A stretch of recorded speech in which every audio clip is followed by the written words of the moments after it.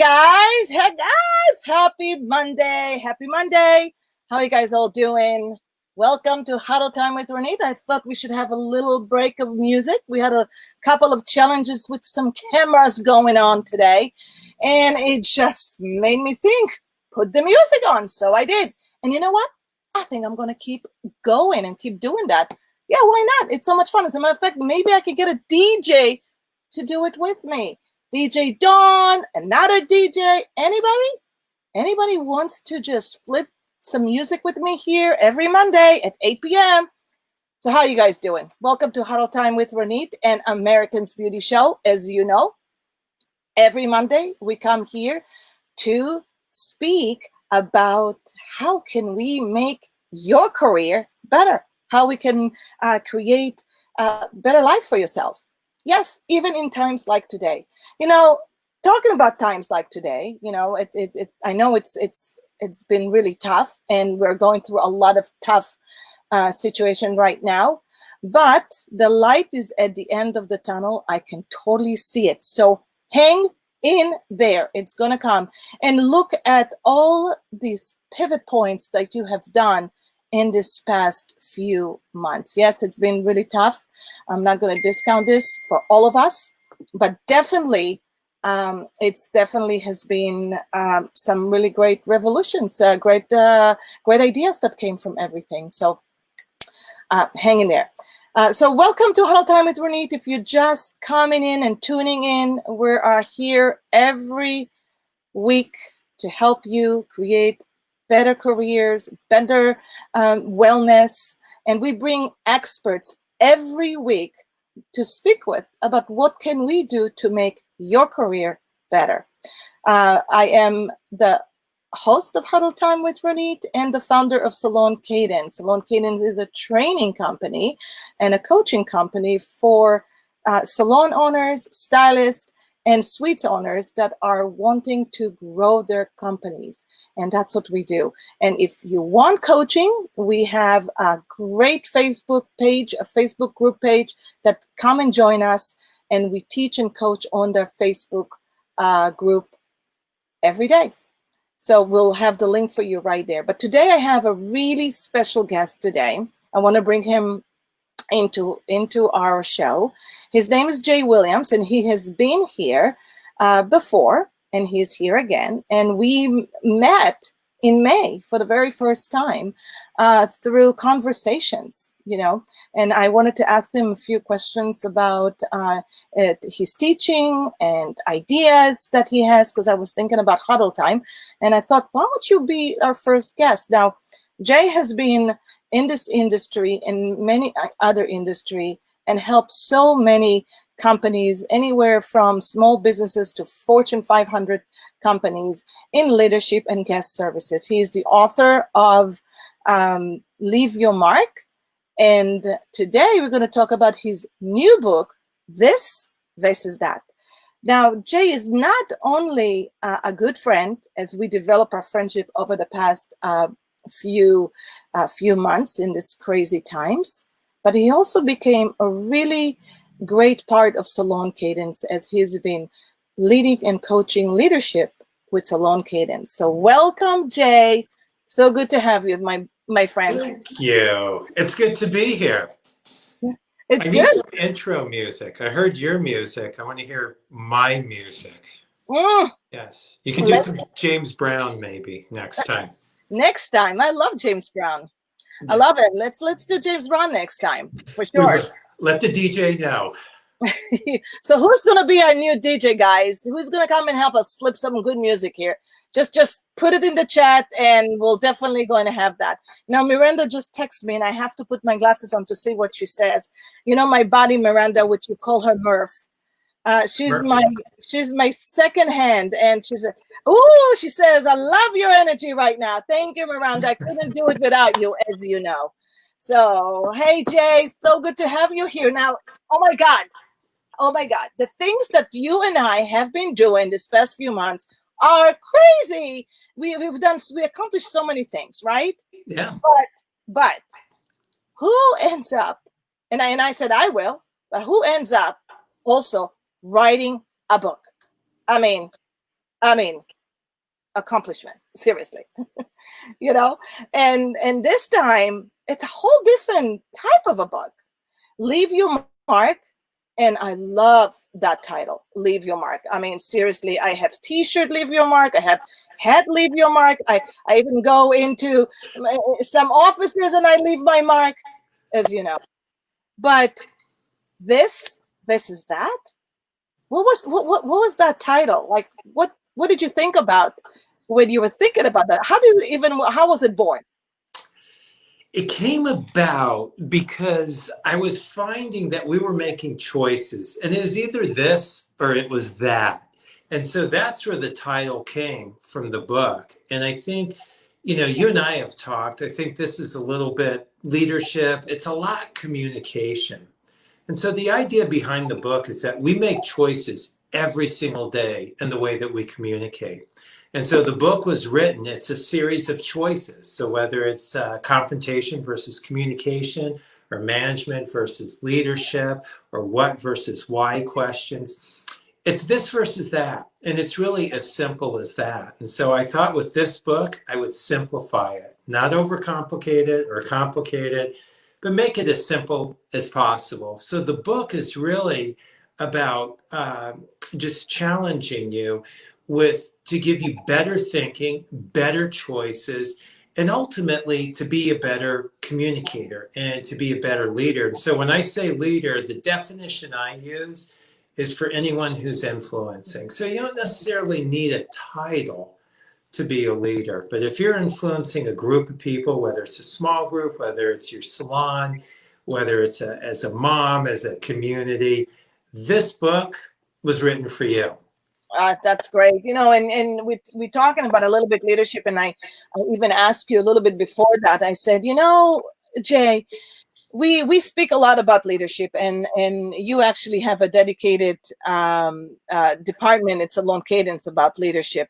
But really, when I going through the chapters of your books and reading, I heard, I'm hearing and I'm listening your voice, okay, your voice. And the one thing that was magical for me to learn from you was about how to ask good questions. And it always has been, and you might not know that until just now, it always has been my most thought out learning, that if I could ask questions so much better than the questions that I'm asking now, because everything is about asking the right questions. So it really brings me to think about your book, This versus That, is a lot about relationships, is a lot about communication, and even more so, being so clear and being able to articulate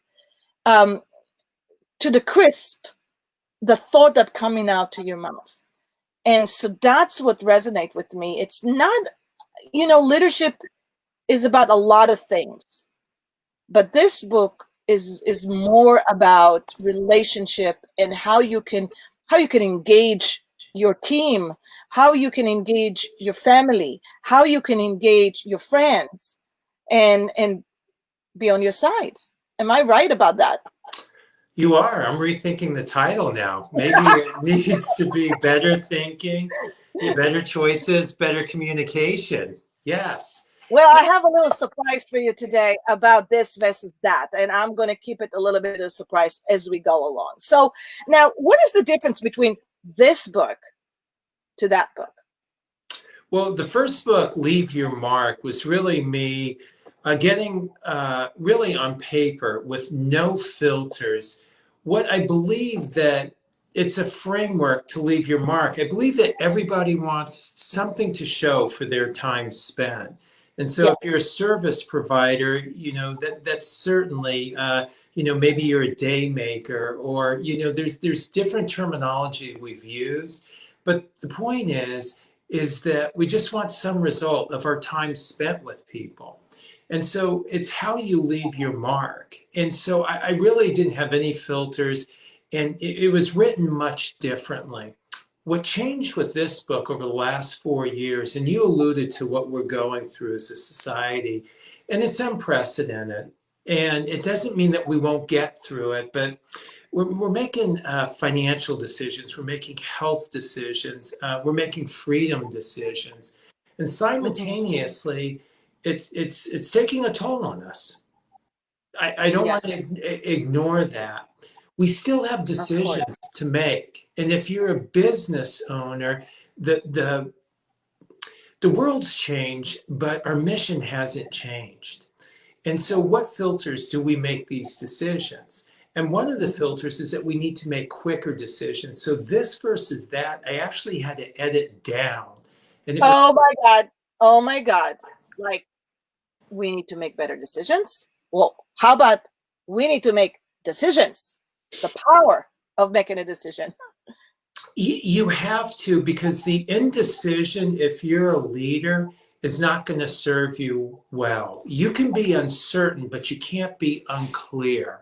And so you do need to be clear on how you make decisions. You Mhm. may not, again, be certain on what the outcome is going to be, but what are the filters? Are we clear on those filters and how we make decisions? Now, those filters generally come from your values. So Yeah, if you have a value of integrity, if you have a value of education, if you have a value of altruism, those are the filters in which you make the decisions. But the greater clarity you have, the quicker you can make decisions. And more than ever, leaders need to make decisions very quickly. I And love. what I found when I was writing the book is that these aren't new conversations, yet they're conversations we're having over and over again.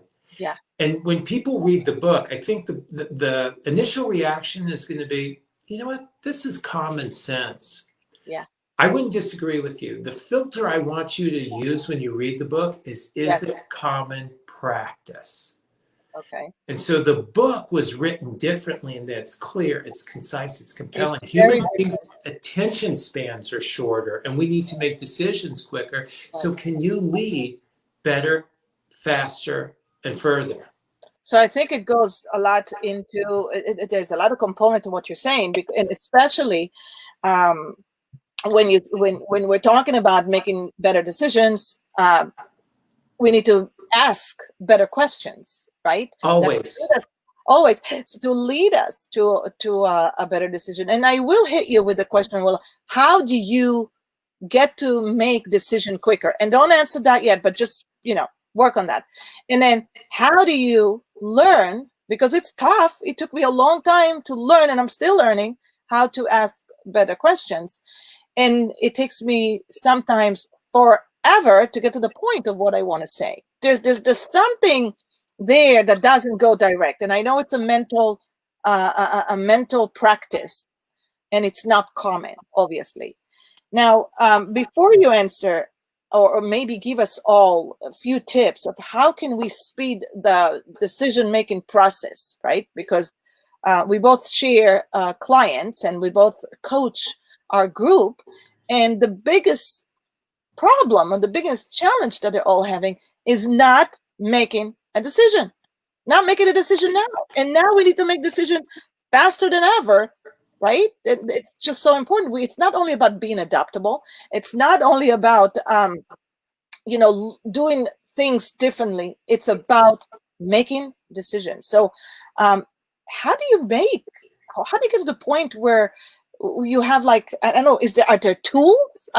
Is there a formula to make quicker decisions? I think when you make a decision, generally, if you're indecisive, it's either because you don't have information or you're not confident in the decision that you would make. One of the things I would encourage you to do if you're listening, and by the way, as we're having this conversation, I don't want to disregard what people are going through. And so, in our industry, because this is an industry targeted conversation, is there's the risk that people are going to be closing and shutting down their businesses. So as we talk, please know that that is on the forefront of my mind. What I'm going to share with you will not make you immune from what's going on. It will just give you a framework and a mechanism for navigating the decisions that you're going to have to make. So to answer your question, what's first and foremost is that you have to know what your values are, because your values are your filters in which you make decisions. What determines whether it's right or it's wrong for you. So as an example, I was listening to someone speaking the other day, and they were senior in their years, but they were telling a story when they were younger that they really didn't have anything. But kids would come and knock at their door, and the mother always gave them a piece of bread. He said, even when we maybe had two or three pieces left. But the mother could make those decisions so decisively and so quickly because she knew she had these values. And she had a value of altruism, which means you look out for the welfare of others. And so, what's imperative in a decision is that you have clarity on your values and you use those filters to make each and every decision. The second thing that I would encourage people to do, and where questions come in, is I always operate under the assumption I don't have all the answers and I'm missing information. And what that does for me is it causes this natural curiosity.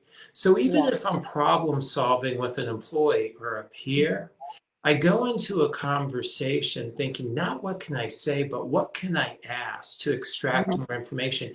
As Yeah. human beings, we have a tendency to make decisions, which can serve us well. Unfortunately, we're generally only operating off of our knowledge and our experience. Yeah. If you want to make better decisions, Yeah. get the knowledge and experience of all the stakeholders that are involved in the decision you're looking to make. And I will come and I'll say, Bill is not my Bill, but Bill Caesar is on the call, and he says the more we know, the better decision we make. Which I agree. Do you agree with that? The more we know, the better decision we make. I see Bill's point, and I guess I'd have to ask him for clarity at what point. I've seen people who know a lot and it works against them, because what they end up doing is not allowing the opportunity that there may be different information, because you can know a lot, but you still might be missing something. And so, in an interaction with someone, I would ask them, what is your perception of the situation?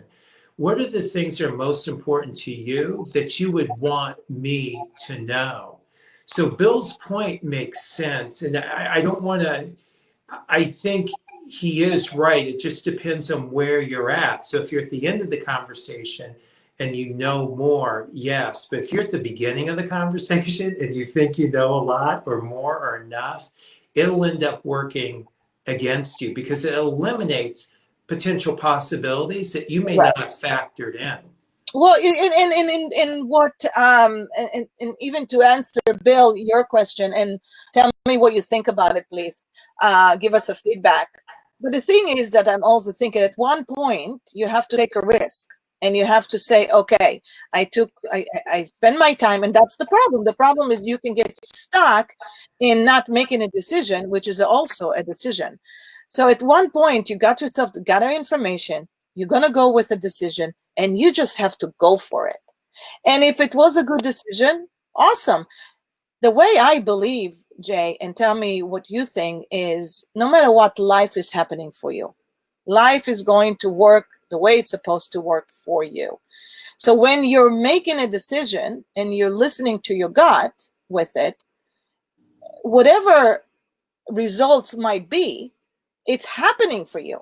It's supposed to happen for you. So go with it. Well, so this brings up an interesting conversation. And there's a part of me that agrees with what you were saying.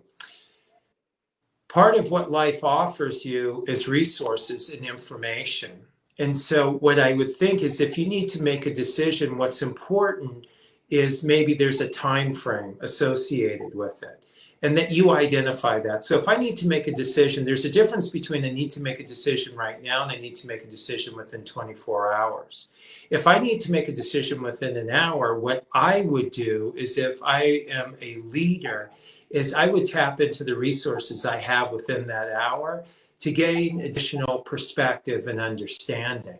Got it. So that would be your opportunity. You need to first identify the time frame in which you need to make a decision. Right. And then I think that determines where you go for your information and how quickly. I If love it's a that. life or I love death, you're Yeah. not going to call me up and go, hey, Jay, I just wanted, right? And you said your gut actually serves as a second brain within your body. Yeah. And what it's doing, it's a physical manifestation of something that you Right. know to Right. be true. Yeah. So I think there are times that you can acknowledge and give in to that. I think it's imperative if you're a leader and you're making a decision that you determine how is it important or is it urgent? Because there are decisions that are important that aren't urgent. And there are Right. certainly decisions that are urgent. And so as a leader, that And will without saying, determine. right, and I like that the fact that you said there is a time factor to it. So if we could put some sort of urgency in when we need to put, even if we put it on ourselves and say, hey, by Friday, I need to make a decision which software I'm going to buy, right? So, and I had this conversation with one of our clients today, and I said, you've been trying to make a decision of which software to get for 2 months. 2 months. If you just took 2 days and research everything and met everything and create a list of pros and cons, I don't know if that's still a good way to do things, Jay, then you'll make a good decision. And whatever decision that will be, it's a decision. You bring up an interesting point, and I'm working on something that and you can tell me what you think because you said, for someone that you need to make a decision. I don't feel as though it's the leader's role to make decisions for people. I think the goal of a leader is to help them, give them the skill sets and the thinking to make decisions on their own. Yeah, So, just for the fun of banter, agree. with that person, I would ask them if they're going to pick a software, is I'd ask them, when are you looking to pick a software by? And Mhm. then if they say, well, I don't know, I would ask them, well, how important is this decision to you? Mm. And if they say, well, it's a 3, 4 on a scale of 1 to 10, and you Okay. know that it's important for them, and that's what I'm saying as a leader, they may not work for you, but you can influence them. I would ask them, what would make this a 6, 7, or 8 for you? And so as a leader, that's where the questions come in. And that's why even if you have information, Yeah. it's it's about developing your people's thinking so that they become self-accountable, self-aware, self-motivating. And so as a leader, we're constantly making these decisions. And the decision may be not to make a decision on the decision, but how do I help that person to make decisions on their own? And so that's why you have to determine, again, if it's life or death, the building's burning down, you're not reaching out. That's a decision you make. If it's someone's software, what you want to do is to help them to make that decision, for them to determine their deadline. So if they say, well, I'll do it by the end of the year, and you go, oh, what would need to happen so that it would happen before the end of the year? So as a leader, you're now redirecting the conversation that's going to happen before the beginning of the year. You did it through asking a question. When you ask a question of someone, it honors their intelligence. And as a Okay. leader, even if you know the decision, you will be better served to ask people and help them come to that conclusion on their own and almost believe that it was their idea. But what Which is happens is what they help create is what they commit to. And you ultimately, and I talk about this in the book, you want commitment, not compliance. okay. Compliance you do because you have to, commitment because you want to. Where you get that commitment is where you get buy-in when you ask questions and they And I evolve. love that. I love that. So how do you, okay, this is a good question. So commitments versus compliance. How do you create the commitment and have a team? Let's say you wanted to influence a team to buy into your idea. Okay. Mhm. And obviously there's a commitment and there's a commitment. And so how do you get them to commit to your idea, to your vision? Well, let's take an example and say we're in the salon, right? And Yeah. then what we're going to do is for the holidays, we're going to have a promotion. And the promotion is going to be around promoting extensions. Sound familiar to you? Yeah, What are your very thoughts? familiar. See, Let's go for it. I listen. What you want to do as a leader is now you have the strategy to find out, do I have commitment or compliance on this idea? So where I would start is I'd ask the group, we have this idea, and however the idea came to you, maybe it was on one of the huddles, and ask, do I have your commitment or your compliance on this? Your people, my experience has been, is that they will be transparent and they'll go, well, if you want us to do it, we'll do it. That's compliance. Commitment is, I love the idea. What part can I play in rolling it out? Wait a Now, second. Let's role play it. So ask me, okay. and I will ask me that question. Okay, so if you're part of the team, I say, hey, listen, I want to go around the horn here. So, Renee, for you, do I have your commitment or your compliance as it relates to this promotion for the holiday? I don't know how to answer that, Jay. I guess I'm committed. Okay. Well, tell me what part you're committed to. Well, I know I want you to, for me to sell more extensions this holiday. So I know you want me to do it, so I'm going to do it. Okay. And I appreciate that. So it sounds like you have a comfort level as it relates to supporting me. Where do you need a greater comfort level as it relates to this strategy? I just don't know if I believe in selling more extension because I don't understand what would it do for me. Mm. Okay, so let's just hit pause right here. This is a great role play because this is very common. So at this point, what I'm hearing as a leader is they want to know what's in it for them. So I'm going to hit the play button and go back. So I'd say, Renee, what needs to be in it for you that you would be committed to this?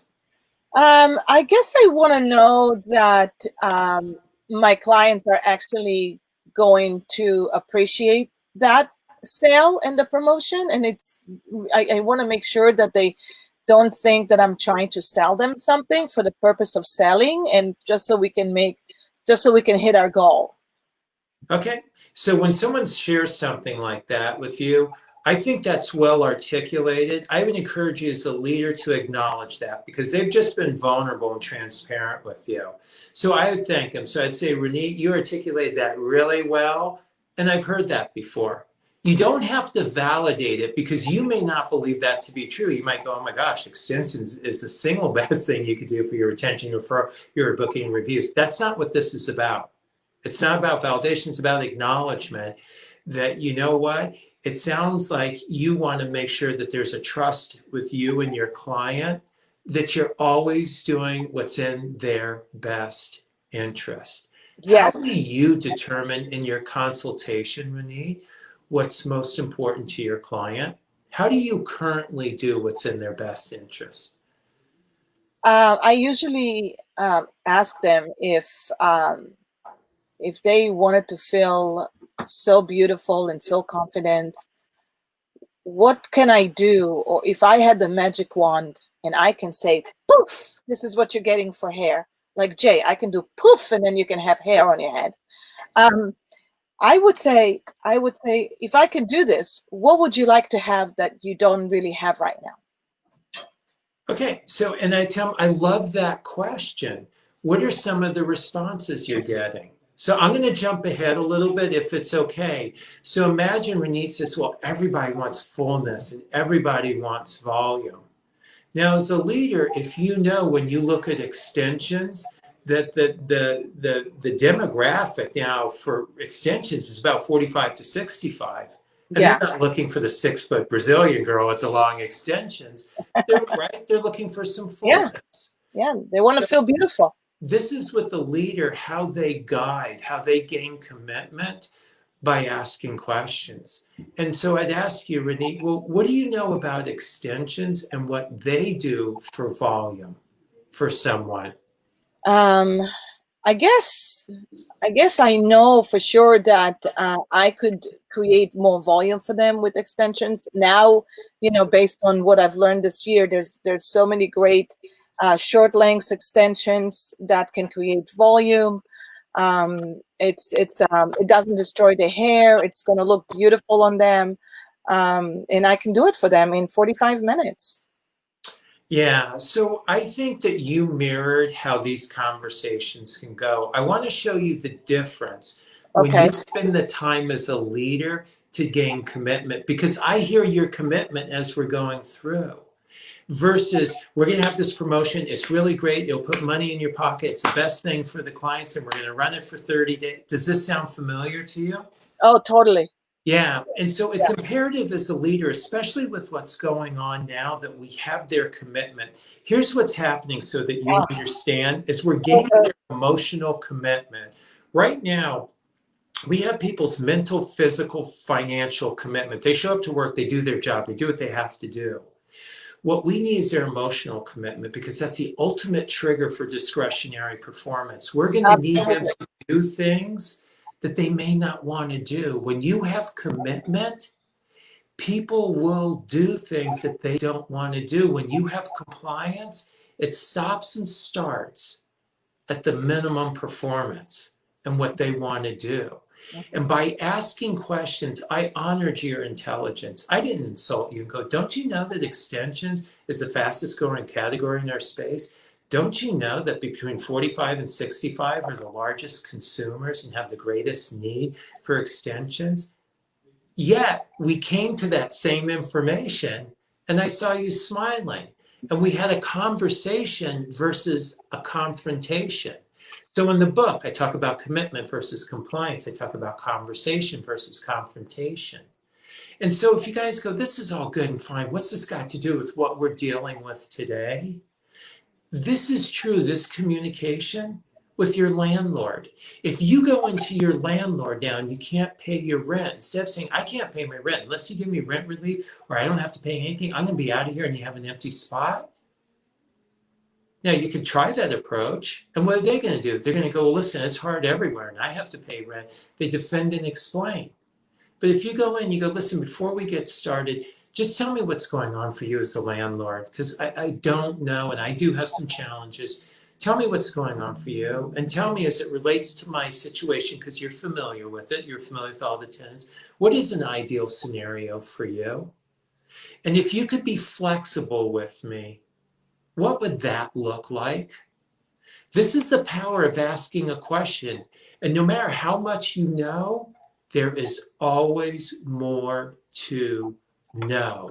And so it goes back to asking questions. And there's all these benefits of gaining commitment. You gain commitment from your landlord that they're committed to seeing you be successful. Not compliant, like, fine, I'll give you this rent off, but I'm going to put that amount aside and you're going to have to make it up when things get better, right? Different scenarios there. It's So I want brilliant. to share Yeah. with you as you're listening, I think you articulate it well. Now I'm really rethinking the title, is that this is about communication and how to I communicate to get a different result. Yeah, no, I even have oh my God, it just came to my mind the next course that you and I are going to make. All right. All right. And I'm and committed. maybe it's the third book, okay? Because this is what happens, right? That's how it Um, comes. well, That's it's so right. funny. I wasn't even going to ask you about commitment versus compliance, but you just helped me because I have major negotiation to do this coming up Thursday. So maybe I can have you with me next to me, social distancing, and we can do that. But I'll put my plug in my ear, and it's like, did you hear that, Jay? Well, what should I say now? That's what I'm gonna. What should I ask? What should I ask? One of your chapters, every chapter is this versus that has been just amazing. It was hard for me to choose, but I did choose something that caught more of my, and I wanted to say growth versus fixed. Chapter 12, growth versus fixed. Yeah, this was the chapter that took me the longest to write Ha! because I had heard growth mindset, and everybody's like, oh, growth mindset, growth mindset. And how do I make it resonate? There's a doctor, her name's Carol Dweck, and she's at Stanford. She's a PhD. She's actually the one who coined the term growth mindset, and it's based on research she was doing. But the growth mindset basically believes that through hard work and willingness to learn, that they can capture the skills to do things that they can't otherwise do. Okay. That's the growth mindset. And so, as an example, they go, yeah, I'll try that. What's the worst case scenario? It doesn't work out. A fixed mindset is like, nah, I'll fail at that. Ah. A growth mindset, they like to try new things. That's how I'm going to learn. A fixed mindset, well, I've never done that before. I don't think I want to do that. How many times have you seen someone come in the salon that doesn't have a comfort level of cutting curly hair? So the fixed mindset is, Yeah. you know what, Renee, will you take them? I'm not really good with that. A growth mindset is, come on in here, and here's what I'm going to do. My peer is phenomenal at cutting curly hair. And so I'm going to bring her into this collaboration with you. And so she's going to do some of the work. I'm going to do some of the work. And also, I'm going to learn at the same time.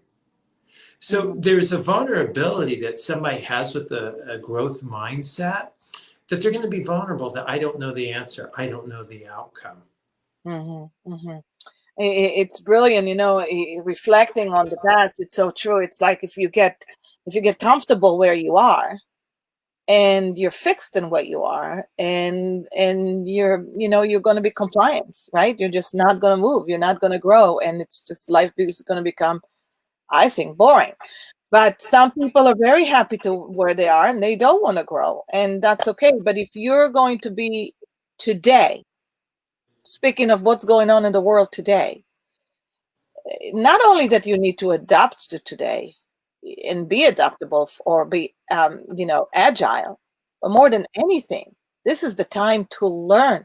I can't even, I think I said to Bill today, uh, Bill, my husband, I said to him today, you know what the biggest blessing of this year was? And again, seriously, just like everybody else, we all had some loss this year, and I want to acknowledge and honor everybody that is going through this hard time. There are going to be some salons that are going to be closing, and more than that. But at the same time, I want to speak about the opportunities that you have this year, and the opportunities to grow, the opportunity to learn. I've learned so much this year. Things, I mean, I've learned how to speak better.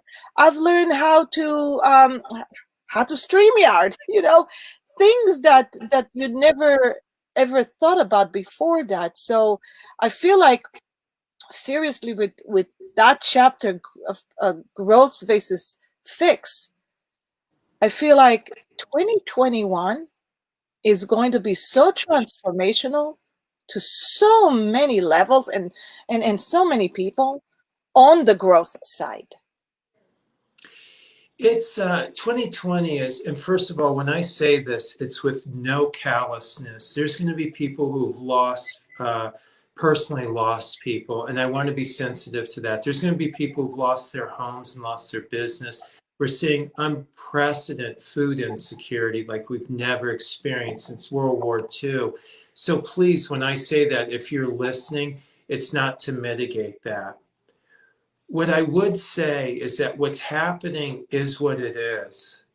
The way you think about it determines your outcome. And again, somebody hearing that, that could turn you off. It's not my intent. What I want to share with you is that 2020 has given me a lot of confidence to take risks. It's interesting. People's margin of error this year is fine. Like if you're late to something, that's fine. That didn't turn out perfect. Don't worry about it. So if you're hesitant, or you're someone who operates within their comfort zone, this area that you're not really pushed, and you haven't stepped into the stretch zone where you get outside your comfort zone, you don't know how you're going to perform, or if you're going to complete a task or be good at it, I want to encourage you to do it this year. What I'm finding from a societal standpoint is that there's a huge margin of error. Yeah. So for you, if you're going to grow, the challenge with operating within your comfort zone is that it's where all failure occurs. And so it's important is that failure is not when things don't go right. It's when you quit. And then your stretch zone is where you take chances. It may not turn out the way you want, but did you learn something from that? Are you better? Did you start off in one place and wind up in some place better? And people with a growth mindset are thriving during this period in time. The people that are challenged the most are the people who operate in a fixed mindset. I can't do that. I'm going to fail at that. This won't Yeah. work. Yeah. And so I share it with you because, again, it's another choice. It's a choice you make. And again, as I say that, it's not to mitigate anyone's circumstances. I was listening to the news the other night, and it's really heartbreaking. They're showing a scene of people. It's hard to say, but the line was 400 to 500 people deep in Texas waiting to get groceries. And they interviewed a man, and this man was 57 years old. He had served our country. He had a home. He had a wife. He had raised kids. He had a job. All of that since COVID is gone, including his home. He lost his home. He's renting a place. And so as they were talking to him, he had this unbridled enthusiasm and optimism. They asked, how do you get through? And he said, I volunteer. He said, I saw this line and I thought, how can I give back? How can I be part of the solution? And so he says outside his comfort zone because it's his self-esteem. What if other people saw him in line there getting the food? What if people saw him volunteering? Like, how come you're not at work? And so I share it with you. I love it. No judgment whatsoever. I just want to encourage you, take chances, try a language. If it doesn't work out, try a new job. If that doesn't work out, it's okay more than ever. But it will develop confidence in you to take risk, and your comfort zone will begin to grow as you operate in your stretch zone. Absolutely. It absolutely stretches you. It absolutely builds toughness. It absolutely gets you to be more creative. You have to be more creative. So you learn a lot. You learn a lot and you will apply it in 2021. And so for everybody who's listening to us, we are here because we want to inspire growth, because we want to inspire you guys to think differently. And that takes me to the next question: is it the belief that comes first before the thought, before the thinking, or the thinking comes before the belief in order to create the actions? It's my pause there is I constantly research this topic. And so, for those of you who are listening, there is a belief that what drives performance is behavior. And what drives behavior is your emotions. And what drives your emotions is your thinking. So, performance is driven by behavior, which is driven by emotions, which is driven by thinking. Now, recently, it's an interesting question. I was listening to a neuroscientist speaking, and they were doing research with Navy SEALs. And what they found was it was the belief. Yes. So, to answer your question, I believe that both can be true. Yeah. Both can be true. Yeah. And for you, you have to determine what the truth is to you. What drives you? What drives you? So what I would say, it's cognitive behavioral based therapy says that the thinking drives your emotions and your emotions drive your behavior and behavior drives your performance. And so what they're finding is that is true with certain tasks. Yeah. So how, now is an interesting time because it's goal setting, right? Yeah. Really, for 2021. You may even be a little bit late to it. And some people aren't even planning. They're not even goaling. Nope. So when I work with groups, here's the title of the work we do is that let's shift your thinking instead of shifting the goal. Change your thinking, not the goals.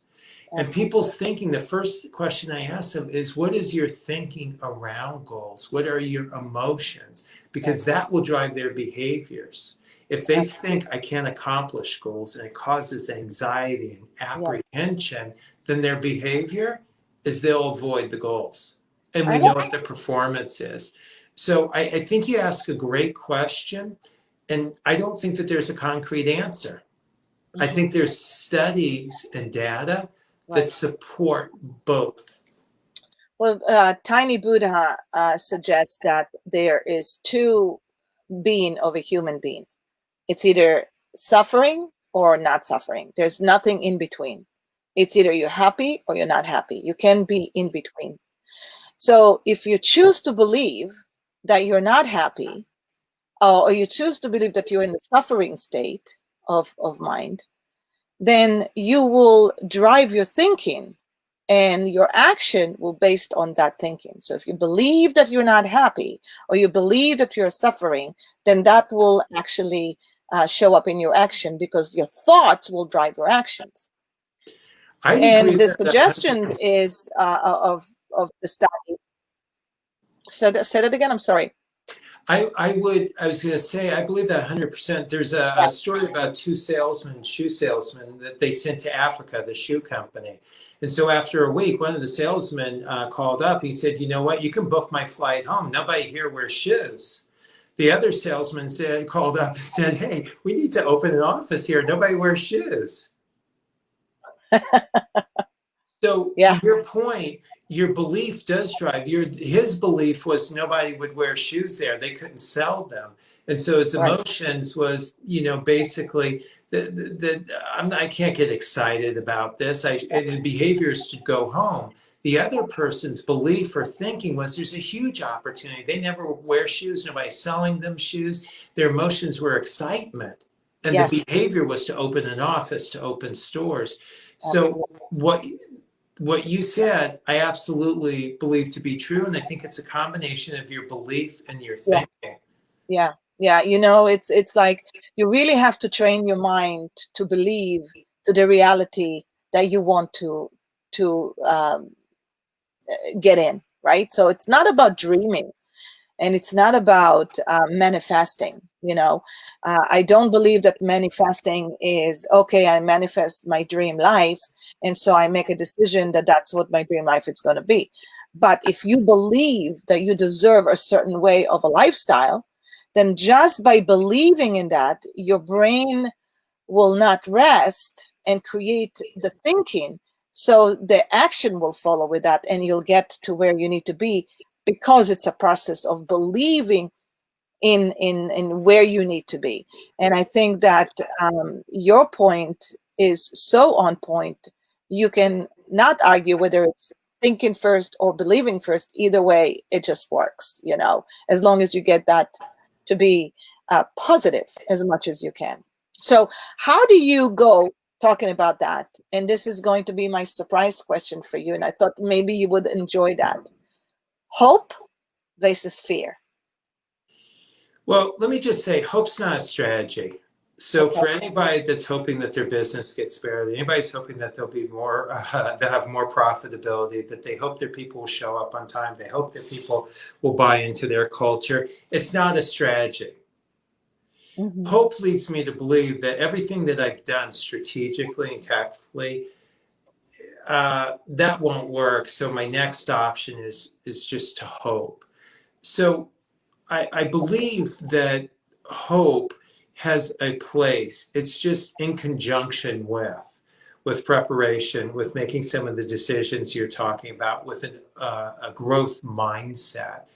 So it's a combination of the two. When you asked about hope and emotions, correct? Yes. Yeah, so there's a correlation, and I think you just made it between your belief and your thinking. And so emotions, I think we need to be aware of in what part. They've served us well throughout history. It's the reason we're here today because of these emotions. So fear, probably our initial emotion. That's why we exist today, because we fear the saber-toothed tiger. Emotions can work against us as well. And so when you think about where emotions come, they come from the emotional brain, is that the emotional brain has not evolved over time. It still functions fundamentally the exact same way as when it was developed. And so it does not differentiate between real and perceived danger. it responds the exact same way. So if you've ever seen someone come into the salon and go, oh my God, this red is horrible, you know, oh my God, my boyfriend broke up with me, right? Oh my God, I just, ruined this person's hair. They treat it like it's a life or death because the emotional brain doesn't differentiate in the way it responds. And so this can be an emotional time for us now, and it can serve us well when you think of emotions like compassion and understanding and caring, sympathy, empathy. Where emotions can work against us is that when we don't factor in the facts that go along with the situation. And Yeah. so if you have a fear as an example, that if you that you're going to lose your job and you won't eat, if the facts are I do have unemployment and I will eat, I may not eat as well or I may not eat out, that's differentiating between these fears and these facts. And so in the book, I talk about fear versus facts because Yeah. we need to engage our rational brain more than ever now to navigate through what we're going through.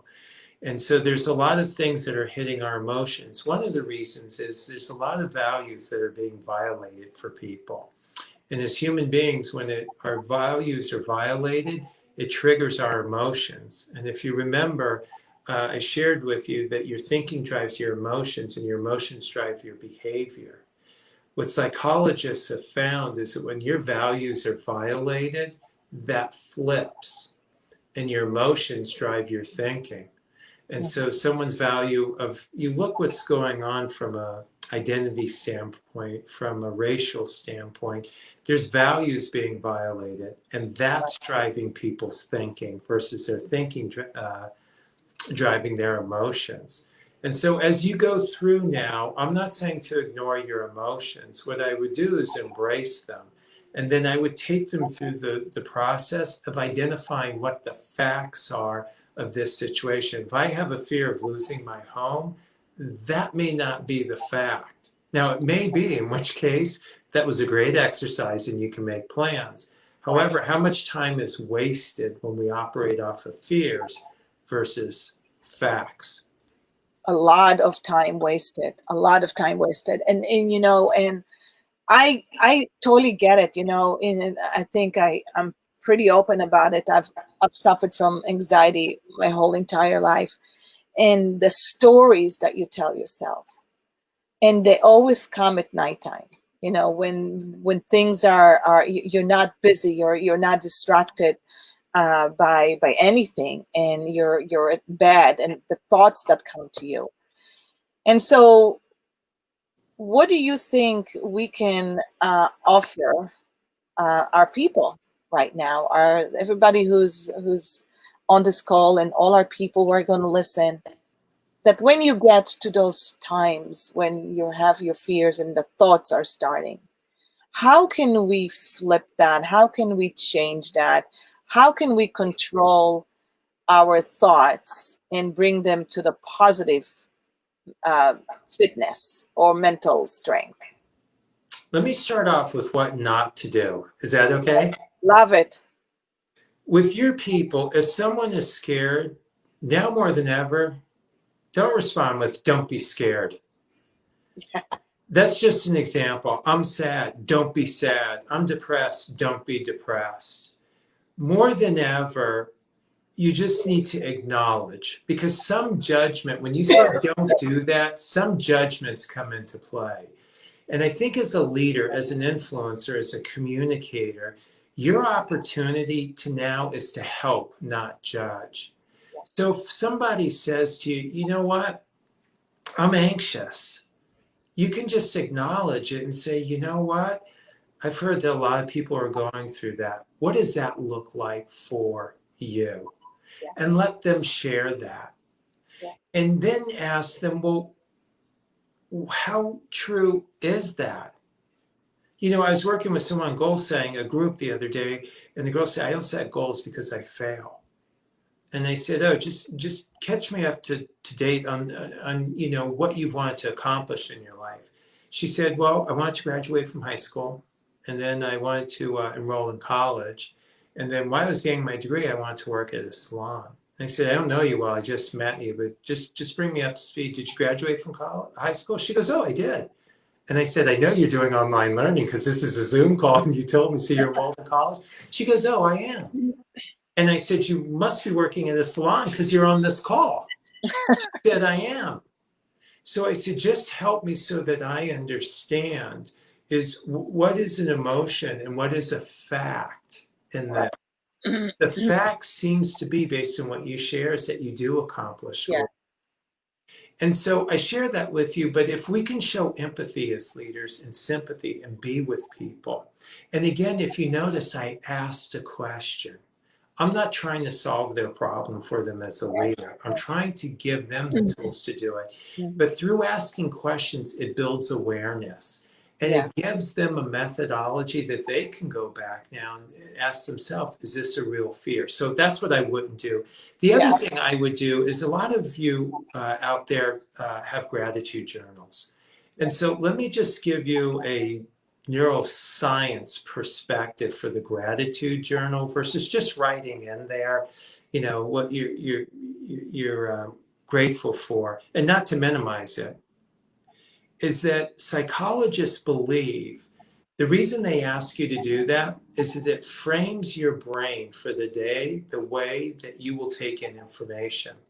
And so if you're grateful for a roof over your head, if you're grateful to wake up next to someone you love, if you're grateful to wake up single, whatever the case may be, I'm not judging. It frames the way you take in information for the day. And so for people now, I would do a gratitude journal. I would wake up because, like you, my mind drifts to the negative. When I wake up, I'm usually wake up thinking about something that I'm worried about. But what I've learned about my brain is I will ask it a question and it will answer it. I've never had a scenario where I asked my brain a question and didn't answer it. So when I wake up in the morning, I say, well, what am I grateful for? And there are things that I am grateful for. And so I share that with you because if that becomes the filter and the framework for the rest of the day, it changes how you experience the world. Science has shown that your happiness, and Renita, I know you know this, that 90% of it is internally the way you perceive situations, and 10% is external. What about two people get in a car accident, right? One person comes to the salon, they go, it's the worst day of my life. I got in a car accident and my car is total. I can't believe this day. Right. The other person who was in the accident comes in and goes, oh my God, I'm the luckiest person alive. I was in an accident, my car was total and not a scratch on me. It has to do with how they process the world. And so I share that with you. Show empathy with people, show sympathy, show a respect for their intelligence and their ability to problem solve on their own, and don't solve all their problems. Give them the time and the questions to stimulate the thinking to do that. I love that you bring up the gratitude journal. More than every day, you gotta work on your happiness and do things that make you happy. Simple things like everybody's into the Peloton right now because it's just fun. It's a community exercise. Everybody's exercising. I just discovered jump roping. It's just so much fun. So it's 10 minutes of sweat, and that brings happiness to your brain. And gratitude is to me it's like it's a routine that I never give up. I've learned that if I spend 10 minutes in gratitude and write my thanks, I will tell you that opens my day and it just sets the frame of my day. So I totally agree. For everybody there, I do want to offer a fun exercise. If you're doing a gratitude, right? Any kind of gratitude. So many times when you start doing a gratitude, it's just like practicing yoga. It takes exercise to do gratitude because after a while you're going to get to the point where, listen, I say I'm thankful for my husband, I'm thankful for my wife, I'm thankful for my children, I'm thankful for my health. It becomes redundant. But if you can take each and one of those I'm thankful for and then add to it the why behind it, like why today you're grateful for that, even if I'm grateful for having um, Jay on my show today. Why am I grateful? Because I'm learning so much from Jay. Well, what did you learn today? How to ask better questions. I've learned how to ask better questions. So I'm grateful to learn how to ask better questions. So there's always so much more into being grateful, and the more you dig into that specific, the more the gratefulness becomes more powerful. Yeah, more than ever, I would leverage your thinking. And for those people who are doing the gratitude journal, I want to go back to the beginning, the thinking and the Simon Sinek, the why is it will frame how you take in information for the day. Something else I want to share if we're coming to an end here is this is goal setting season. And one of the things that I'm finding is that people are, they're shifting the goals, not their thinking. And I want to share with you a concept, which is a goal within a goal. Okay. And I think as you go through now, let me give you an example. Is if you're a marathon runner, which Renita, I think you run or you bike, I think you'll be able to And relate. I run in the shower. I run in the shower. You do. But I start. So you must have a big shower. Wow, that's mine's not even that big. Yeah, I'm a runner. Okay. I Well, I remember cycle. you talking about biking and telling a compelling Yeah. story there. So, Well, that's my sport. I bike. okay. Well, I think you can relate to this or jogging in your shower. But um, if you're a runner, this is the most simplistic because the study was also done with the Navy SEALs. But what they found is that how they achieve what seemed unachievable goals. So if you're running a marathon and it's 26 miles, they found that they set goals within the goal. So if they were at a point where they felt as though they couldn't go any further, they'd say, let me just get to this intersection. Let me just get to this light. And what they discovered was a life hack. And what they could do is that they could trigger the part of the brain that rewards you to reward you. And so when you set a mini goal and you accomplished it, it released dopamine in your body. And this is what causes you to take action is this chemical. Wow. And so they could get to that next mile marker and the next mile marker. So I'll give you an example for myself since we're talking about exercise. So I've had this goal during this period of time that whatever my workout is, I'm going to get 100 push-ups in. So I'm not always up to it. However, I don't want to shift the goal. I just need to shift my thinking. So sometimes I do 3 sets of 33 or, 33, 33, 34. Sometimes I've done 5 sets of 20. Sometimes I've done 10 sets of 10. However, the goal didn't change. It's still 100. I just shifted my thinking on how I'm going to get there. Yeah. And so I share that with you as you go through. Love it. You Love can it. have these many successes. And what happens is you learn how to intrinsically reward yourself. And this is what they found with high achievers is they learned how to leverage the brain to release this dopamine. So they were intrinsically rewarded. They didn't rely on external rewards. And so as you go through this season, set many goals within your goal and accomplish that. It will fuel you to accomplish your major goals. That's a great mind hack. I love it. I love it. Well, we're coming to our end. We're actually over our budget of Oh, time, okay. which always happens between you and me. It's crazy. Do we But make overtime? We're talking overtime. Do we get time now? we are on the over budget of time. we definitely hijack time, but it's so great to read through the chapters. So for anybody who is listening to this and thinking about do they want to learn how to negotiate or how to ask right questions or how to develop really good thinking, and so you can have really good actions, I highly recommend book. And so you can get it from Jay website. Yes. Yep. JWilliamsCo.com. So JAYWILLIAMSCO.com. Or you can go to this verse that, THISVSTHAT, this verse that book.com, and it'll take you there. If you prefer to go to Amazon, you can go there as well. I do prefer to go to Amazon. I know you get more profit from direct sale, but what I like about Amazon that I can leave review on it and get you to be best seller. So, you We'll know, do it. I just want the messaging out there. I appreciate everybody who considers that financial component, but if Amazon is what works best for you, I just want you to get this. I want you guys to have shorter, more productive, more engaging conversations. So it's a great topic, and I'm definitely going to suggest that in our next Salon Cadence group call to start this with a new year as a great staff meeting and discuss these topics, you know. And so thank you, Jay, for being here again. I love having you, and I love discussing things with you. I can't wait to hug you one of these days.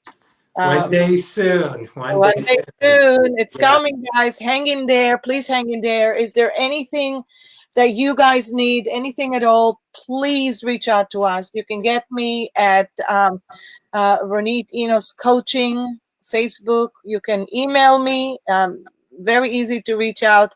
And if you guys want to learn more from Jay and from Ronit together, we are in Profitable Salons and Spas on Facebook page. Please come in and join us on that page. And we'll see you again next Monday. We have another great guest next Monday. I'm not going to tell you who yet, but very special too. And I think I'll be in Tucson next Monday. So the road trip, the tour. The Royal Tour. Here's what I think you should do is you should get a t-shirt and on the back list all the cities. Oh my God, what a great idea. The Huddle Time Tour, and you can list all the cities on the back. That's so brilliant, Jay. You always come up with brilliant. Then let me stop there. It won't get better than that. I want to say the World Tour right there. Yes. How much you need? Yes. All right, love. All right, thanks. Don't get off. So wait, I'm gonna get us out of live, and then we'll chit chat 2 more minutes. Okay.